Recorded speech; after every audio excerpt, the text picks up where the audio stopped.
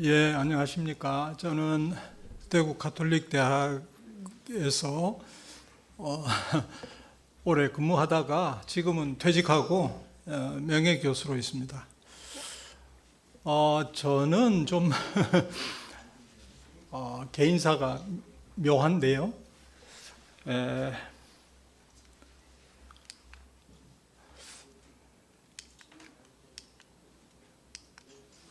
여기 아까 주진호 교수님도 잠깐 소개하셨는데 이 안병직 선생님의 제자입니다.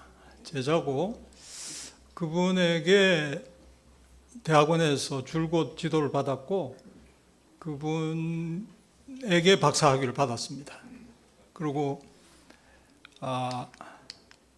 여기 이영훈 교수도 아까 소개됐는데 이분은 대학원에서 저랑 제가 동문수학한 사이입니다. 그러고 뭐 그냥 형식적으로 그렇게 배웠다 이 정도면 모르겠는데 사실은 안병직 선생님의 그 당시의 영향력이라고 할까요? 이건 뭐 워낙 압도적이어서 그 학생들이 어떻게 생각했냐 하면 아버지보다 더 중요한 분 이렇게 여기고 공부를 했습니다. 그런데 아까 전향했다 이렇게 하셨는데 그분들이 그냥 몽땅 집단으로 이렇게 뉴라이트로 넘어가시고 저는 어떻게 하다가 한두 사람이 남았어요. 그래서 예전에 그 한홍구 교수라고 한참 저분들이 반일 종족주의가 문제가 됐을 때 저한테 연락을 해서 아니 당신은 왜 안 따라갔어요? 이래서 잘 모르겠는데 하여튼 어쩌다 보니까 그렇게 됐다고 또 하나 질문하기를 왜 그분들이 한 20명 이상 될 텐데 다 그렇게 넘어갔어요? 잘 모르겠다고. 예, 지금도 잘 모르겠어요. 왜 그러셨는지. 근데 한 가지 확실한 거는 그만큼 안병직 선생님의 영향력이 압도적이었다. 뭐 그래서 제자들은 거기에 거역하지 못하고 의식적으로 혹은 무의식적으로 따라간 거 아닌가 그렇게 생각합니다. 오늘 저는 우리 뉴라이트 얘기를 많이 하는데 그 핵심 지휘부가 바로 우리 선생님, 우리 선배 반일 종족주의 그룹이 아닌가 하는 생각을 가지고 있습니다. 여러 가지 증거가 있습니다만은.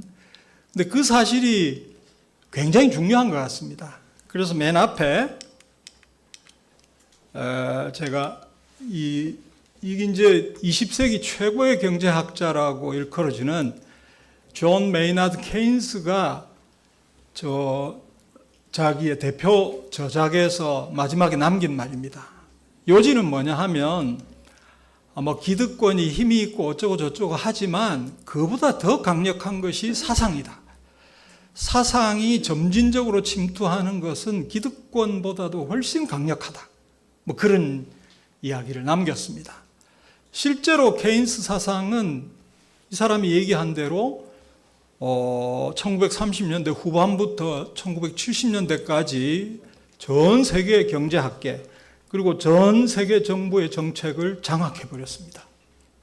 그 케인스주의의 태풍이 몰아칠 때 거기에 반대했던 이 하이에크라고 하는 사람이 1947년에 자기 동지들을 스위스 몽펠르랭이라는 산에 끌어모았어요. 그래서 그 사람들이 계속해서 자기들끼리 토론을 하고 사상을 연마하고 그게 뭐냐면 케인스주의가 몰락했을 때 거기에 대처해서 나온 신고전학파 경제학입니다. 신고전학파, 새고전학파. 우리가 흔히 얘기하기로는 신자유주의 경제학입니다. 이 신자유주의 경제학이 오늘날 세계 경제학계를 지배하고 있다 이렇게 보셔도 됩니다. 그러니까 케인스의 저 예언은 자기의 이론이 전 세계를 장악할 때도 맞아 들어갔고 또 그 신자유주의 경제학이 또 전 세계를 장악할 때도 맞아 들어간 그런 내용이 아닌가 생각합니다. 그런데 저는 이 반일 종족주의 그룹이 바로 그런 역할을 해왔다라고 생각하는 것이죠. 그 정점에 아까 말씀드린 안병직 선생님 계십니다. 그리고 이분의 지도를 받아서 수제자가 이영훈 교수입니다. 그리고 이 이영훈 교수가 중심이 되어서 책 3권을 발간을 했는데요. 2019년에 반일 종족주의라는 책을 발간을 했고 2020년에 반일 종족주의와의 투쟁이라는 책을 발간을 했고 올해 반일 종족의 역사 내란이라는 책을 발간했습니다. 이 책은 아마 아시는 분도 계시겠습니다만은 저 반일 종족주의는 우리 국내에서 당시에 10만 권 이상이 팔렸습니다. 정말 놀라운 현상이었어요. 그리고 일본어로 번역이 됐는데 일본에서는 40만 권 이상이 팔렸습니다. 그러니까 이게 어느 정도의 영향을 끼쳤는지 우리가 짐작할 수가 있겠습니다. 그 이후에 이 반일 종족주의 그룹의 사상적 영향력은 많이 약해진 것 같지만 아까 말씀드린 3번째 책을 발간하면서 다시 영향력을 회복하려고 하는 그런 노력을 하고 있다, 이렇게 볼 수 있겠습니다. 안병직 교수님에 대해서는 아까 주진호 교수님이 소개를 하셨습니다만은 우리가 학교 다닐 때는 서울대학 운동권의 대부였다고 할 수 있습니다.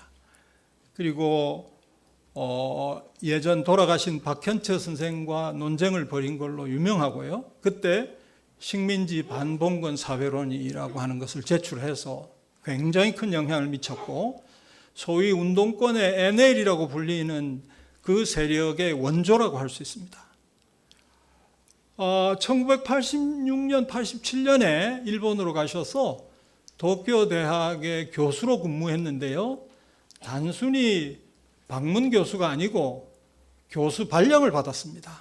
그래서 도쿄 대학 학생들에게 아마 그 일본인 교수와 똑같은 지위는 아니었던 것 같은데요. 정식으로 강의하고 했습니다. 1987년에 낙성대 경제연구소를 창립을 했고요.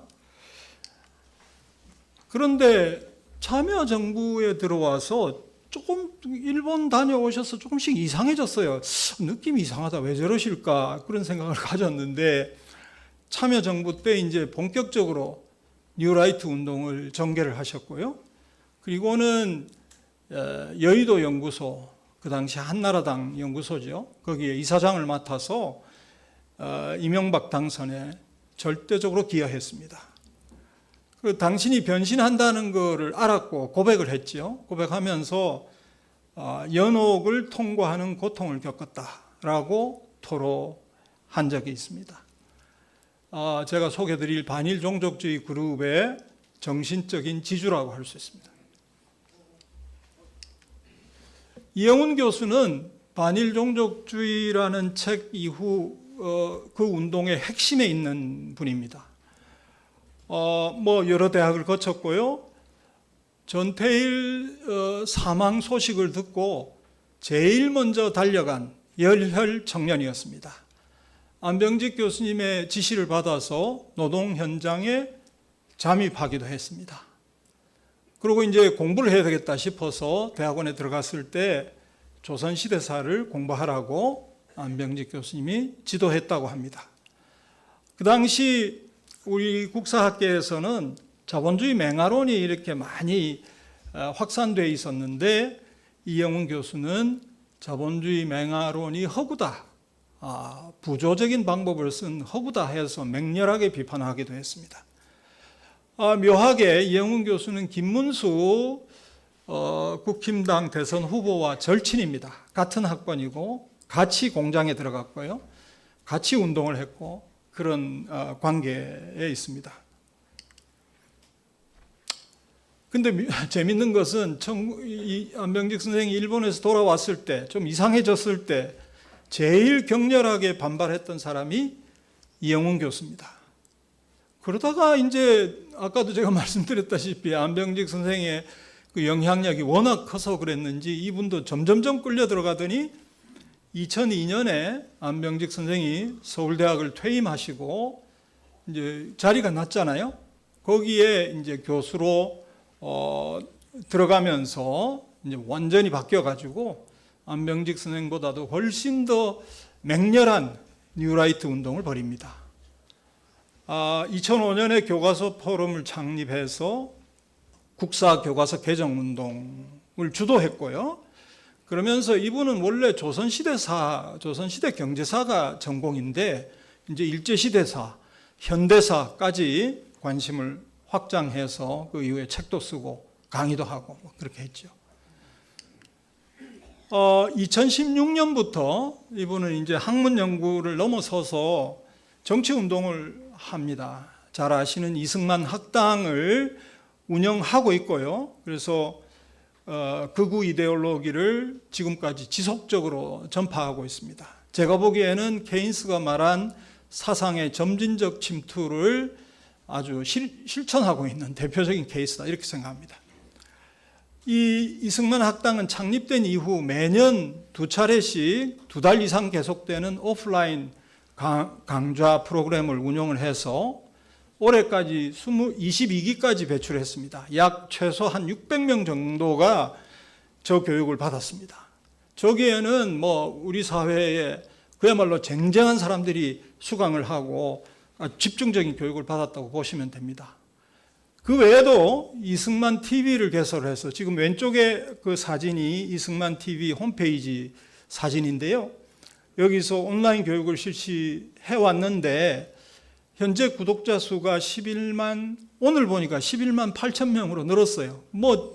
웬만한 지금 유튜버들 보면 워낙 100만, 200만 이러니까 별거 아닌 것 같아 보일지 모르지만 저런 학문적인 내용을 전파하는 그런 사이트로는 구독자 수가 상당히 많고요. 지금까지 올린 동영상 숫자가 870여 개 됩니다. 이거를 가지고 지금 극우 유튜버들이 여기저기 지금 유포하고 있는 그런 상황입니다. 그러니까 뉴라이트 사상의 진원지다 이렇게 보시면 되겠고요.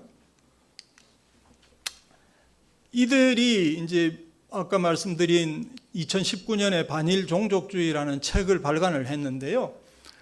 이 그룹의 영향력이 학계에만 머물지 않고 정치적인 영향력을 발휘하고 있습니다. 잘 아시다시피 지난 윤석열 정권이 강제동원 노동자에 대해서 제3자 변제를 추진하겠다. 이건 전부 반일 종족주의 그 책의 몇 개 챕터에 그대로 나옵니다. 또 강제동원을 명기 안 했는데도 사도강산을 세계문화유산에 등재하는 걸 허용했지 않습니까? 노동자 강제동원 사실이 없다는 것도 반일 종족주의 그룹이 낸 책 속에 아주 소상하게 나와 있습니다. 그리고 김낙년 교수는 반일 종족주의의 대표 집필자 중에 하나고 저 그룹의 핵심 인물입니다. 그런데 2024년에 한국학 중앙연구원장에 취임했습니다. 한국학을 전문적으로 연구하는데 이런 친일 사관을 가진 그런 사람을 원장으로 임명한다는 게 말이 안 되는데 하여간 임명했습니다. 그런데 저분은 대단히 우수한 사람입니다. 연구 성과로서도 엄청난 연구 성과를 냈고요. 세계적으로 인정받고 있는 그런 사람이고 토마 피케티 연구를 따라해서 한국의 토마 피케티라는 별명까지 붙었습니다. 그렇게 뛰어난 연구 역량을 가진 사람이 이상하게 지금 저쪽에 가담을 해서 반일 종족주의 책을 내고 그렇게 하고 지금은 한국학 중앙연구원장까지 지내고 있습니다.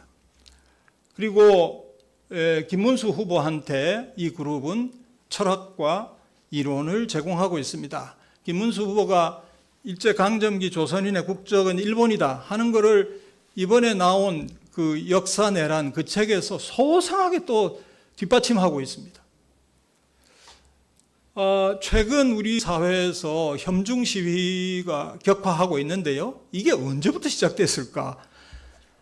반일 종족주의와의 투쟁에 바로 이영훈 교수가 그런 얘기를 하고 있습니다. 지금 과거 문재인 정부나 또 뒤에 보면 또 더 거슬러 올라가서 김대중 정부나 이거 다 친중 사대주의에 빠져 있다. 그래서 이거 안 된다. 그런 이야기를 그 책에서 아주 얼핏 보기에는 설득력 있게 그렇게 논파한 바가 있습니다. 그래서 이 이영훈의 글이 2020년에 나온 이영훈의 글이 오늘날 협중 시위의 어떤 이론적 근거로 지금 작용하고 있는 거 아닌가 그렇게 봅니다. 자, 그러면 반일 종족주의에서 도대체 무슨 얘기를 하고 있나 간단하게 살펴보겠습니다. 일단 한국인은 반일 종족주의에 빠져 있다. 저 반일 종족주의라는 게 그동안 얘기가 많이 돼서 익숙하게 들리지만 처음 나왔을 때는 이상한 말이에요. 반일종 처음 이영훈 교수가 만든 용어인데요. 무슨 저런 용어를 만들었지? 저는 처음 접했을 때 그런 느낌을 받았습니다.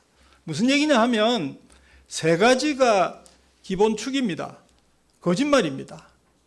한국 사람은 학자고 정치인이고 판사고 역사학자, 사회학자 몽땅 거짓말만 하고 산다. 이거 순전히 거짓말쟁이다. 이거 하나 하고요. 그 다음에 왜 그런 거짓말이 만연됐을까? 물질주의 때문이다 이렇게 얘기합니다. 물질주의는 뭐냐면 자기의 성공을 위해서 수단 방법을 가리지 않고 막 하는 거예요. 그러다 보니까 거짓말을 할 수밖에 없게 됐다는 거죠. 그러면 이 물질주의는 또 어디서 왔을까? 한국인의 심성에 샤머니즘이 있다. 이렇게 주장을 합니다. 그러니까 이렇게 되면 그 샤머니즘이 뭐냐? 일본이라 그러면 무조건 싫어하고 옆에 있는 이웃을 적대시하는 그 종족주의다. 그 종족주의에다가 그 적대시하는 게 어디를 향하느냐? 일본을 향한다. 그 샤머니즘의 실체는 반일 종족주의다. 이렇게 해석합니다. 이게 3대 축이에요. 그런데 제가 이거 제가 반일 종족주의의 오만과 거짓이라는 책을 썼는데요. 일일이 비판을 했습니다만은 이분들은 저게 실제로 존재하는지 구체적으로 입증을 안 해요. 더 심각한 거는 거짓말이 물질주의에서 왔고 물질주의는 샤머니즘에서 왔다는 인과관계도 설명을 안 해요. 그냥 주장할 따름입니다. 그러니까 사실 이영훈 교수는 굉장히 뛰어난 연구자였습니다. 그때 무슨 얘기를 하느냐 하면 학자가 자료 없이 논리 없이 뭔 주장을 하는 거에 대해서 정말로 형편없이 비판을 했어요. 그런데 바로 자기가 그렇게 하고 있습니다. 그래서 여기서는 한국인이 뭐가 되느냐 하면 원시인이 되잖아요. 종족주의 빠져 있으니까 원시인이 되는데 또 두 번째 책에서는 중세시대 때 이게 나왔다 이래서 한국인은 중세적 환상과 광신에 빠져 있다 이렇게도 또 묘사를 했습니다. 문제가 있는 것이 반일 종족주의가 한국인의 특성이라고 하면서 언제 시작됐냐, 어떻게 이게 확산됐냐, 이게 왔다 갔다 합니다. 7세기 말에 나왔다고 했다가 15세기에 등장했다 이랬다가 세 번째 책에서는 16세기 후반 당쟁을 벌이면서 서로 막 죽이고 이랬으니까 그 다음 죽이고 난 다음에 그 후손은 상대방에 대해서 9세대가 지나갈 때까지 앙심을 품고 그냥 보복을 하려고 했다. 이거 여기서 기원을 찾았다가 임진왜란에서 찾았다가 하여간 이승만 시대, 박정희 시대에 막 물밀듯이 일어났다 그랬다가 또 80년대 중반 이후 사상의 자유가 허용되면서 또 확산됐다고 했다가 이렇게 이제 반일 종족주의가 나타나는 시기와 그 배경에 대해서 설명이 여러 가지인데요. 한 가지 이상한 점이 있습니다. 아니, 우리 한국 사람이 반일적 성향을 갖고 있는 거 사실이잖아요. 종족주의인지 아닌지는 잘 모르겠어요. 그럼 이 반일적 성향을 가지는데 결정적인 계기가 되는 것은 우리가 일본의 식민지 지배를 당했다는 사실이잖아요. 그 중요한 사실에 대해서는 일체 언급하지 않습니다. 언급하지 않고 저런 엉뚱한 얘기들을 막 하면서 우리 전통 역사 가운데 그런 이상한 정신이 만들어졌고 내려오고 있다. 이렇게 주장을 했습니다. 아주 극단적인 자학사관입니다. 뭐 짐작하시겠죠? 그래서 저는 이거는 같이 사는 이웃에 대해서 그렇게 적대를 하고 막 이상한 말 거짓말하고 물질주의에 빠져있고 뭐 어쩌고 저쩌고 원시인이고 막 이렇게 얘기하는 누가 그래 종족주의야 이거 말이야. 응? 그런데다가 한국 사람을 싫어하니까 그 너가 종족주의고 혐한 종족주의다 너가. 응? 그렇게 좀 비판하기도 했습니다. 이거는 그냥 넘어가겠습니다. 이게 참 기가 막히는 일인데 막 그냥 넘어가겠습니다. 그래서 몇 가지 반일 종족주의자들이 주장을 하는데요. 첫 번째로는 일제의 경제 수탈을 부정합니다. 그래서 토지 수탈 그 비판하고요. 그 다음에 쌀 수탈도 비판하고요. 뭐 또 뒤에 가면 그 위안부 문제에 대해서도 완전히 뒤집는 얘기를 하고요. 그렇게 합니다. 일일이 지금 설명드릴 여유가 없습니다만은 이 비판을 하는 출발점이 어디에 있냐면 역사 교과서에 그런 내용이 있었다고 합니다. 요새는 없어졌다고 하는데요. 토지 조사 사업으로 일제가 우리 한국인의 토지 40%를 수탈했다. 그런 내용이 국사 교과서에 있는데 순엉터리다 이거예요. 순엉터리고 또 그런 기술을 뒷받침하는 작가가 있었는데 바로 조정래 작가가 아리랑을 써가지고 아리랑 속에 저런 내용을 뒷받침하는 그 토지조사 사업에 약간 반발하는 사람을 당산나무 아래 끌고 가서 즉결 처형했다. 이런 뭐 내용을 조정래 작가가 썼는데 순엉터리다. 뭐 이런 얘기. 그리고 신용화 교수라고 아주 연세 많은 사회학자가 있는데 이분에 대해서도 저런 엉터리 자료도 안 보고 공부도 안 하고 엉터리 주장을 했다. 이렇게 해서 비판을 했습니다. 그런데 묘한 것은 시간이 다 됐다는데요. 5분 안에 끝내겠습니다. 네. 묘한 것은 우리 역사학자 가운데 일제가 신고주의를 이용해서 한국인의 땅 40%를 수탈해 갔다라고 주장하는 사람이 없어요. 그러니까 역사학계의 통설은 그런 게 없어요. 또 조정래 작가가 소설에서 그렇게 썼다고 해서 조정래 작가는 소설가잖아요. 왜 학자고 소설가하고 왜 논쟁을 합니까? 요즘 텔레비전 보면 퓨전 사극 해가지고 옛날에 왕이 확 나타나기도 하고 뭐 옛날로 가기도 하고 그럼 그거는 어떻게 하려고 저렇게 소설가하고 싸웁니까? 말이 안 되는 논쟁을 벌인 거예요. 자, 토지조사 사업의 진정한 목적, 제가 쓴 글을 읽어보시면 잘 나옵니다. 쌀 수탈도 부정을 했는데요. 참 이것도 묘합니다. 이것도 그냥 넘어가겠습니다. 여기 보십시오. 이게 뭐냐 하면 일제가 우리 한국에서 쌀을 대량 증산해가지고 왕창 가지고 가려고 지금 수리시설을 한 거예요. 장난같이 한 게 아니에요. 지금 저수지 규모를 보세요. 엄청난 규모로 저수지를 건설하게 했고 그 수리조합으로 하여금 쌀을 증산해서 일본으로 실어 나르도록 한 거란 말입니다. 그게 얼마나 중요했냐면 오른쪽 사진은 그 당시 사이토 총독이 이 저수지 낙성식에 참석할 정도였습니다. 그러니까 일제가 엄청난 어떤 권력과 또 강제력과 이런 것을 가지고 조선에서 쌀 증산 정책을 밀어붙였고 그거를 증산한 것보다 더 많이 일본으로 가져가도록 했습니다. 근데 그 돈 주고 사고 팔고 했다고 그건 수탈이 아니고 수출이야. 이렇게 김낙년 교수는 주장을 했어요. 그게 하여간 말이 안 됩니다. 제가 이게 수탈이 있었다고 하는 것을 단적으로 증명하는 건데요. 일본인들의 논 소유 면적이 1910년부터 30년 사이에 급속도로 증가합니다. 이거 다 일제의 그 어떤 제도 변경으로 인해서 토지를 집중할 수 있었다는 거예요. 수탈이 없었다는 것은 거짓말입니다.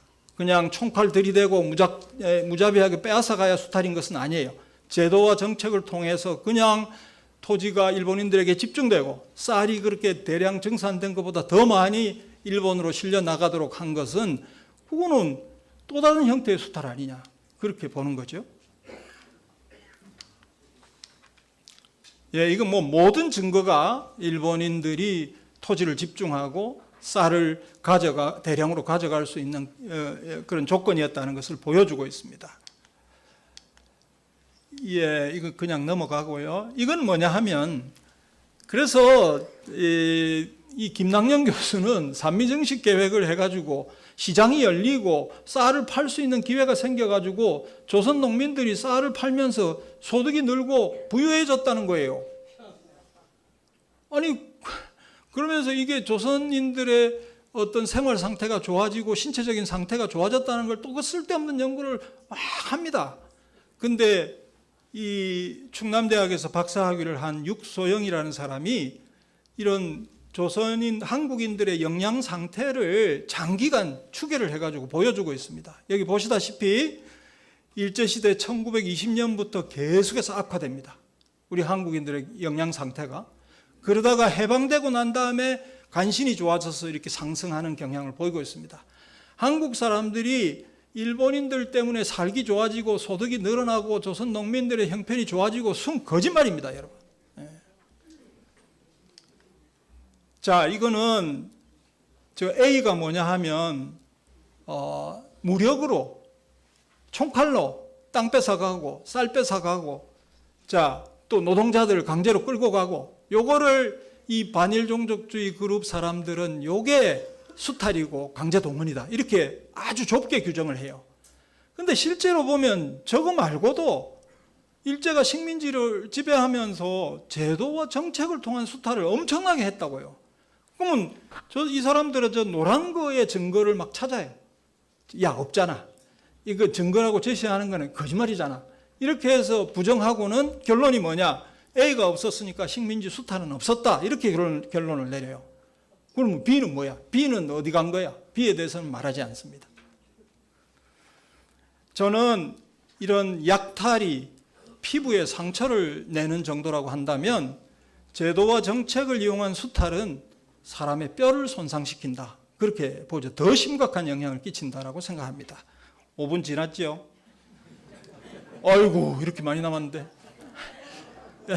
일제 말기에 보면 여러분 쌀 공출했던 거 기억하시죠? 이거는 부정을 못해요. 이거는 그냥 뺏어간 거예요. 말 그대로 뺏어간 거예요. 제가 제 책에서 공격을 하니까 요새는 그 인정을 합니다. 39년부터는 수탈했지만 그전에는 그런 얘기 안 했어요. 예, 위안부 문제에 대해서도 제가 언급을 했는데 그냥 넘어가겠습니다. 예, 넘어가고요. 위안부 문제 강제 연행한 거 없다. 뭐 위안부는 거기 가서 아주 뭐 고수익을 누렸다. 뭐 돈도 많이 벌어가지고 집에 돈도 붙이고 뭐 명품도 사고 막 이런 거짓말 막 합니다. 그리고 이용했던 자료들이 있어요. 이용했던 자료들이 있는데 그 사람들이 이용했다고 하는 자료 제가 다 봤습니다. 전부 거짓말입니다. 어떻게 하느냐 하면 이 자료에서 자기가 자기 마음에 드는 거 뽑아요. 저기서도 그런 거 뽑아요. 또 여러 개 뽑아요.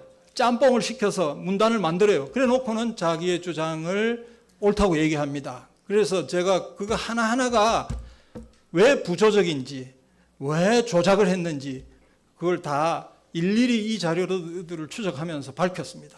여러분 안심하십시오. 그 사람들 얘기하는 거 다 뻥입니다.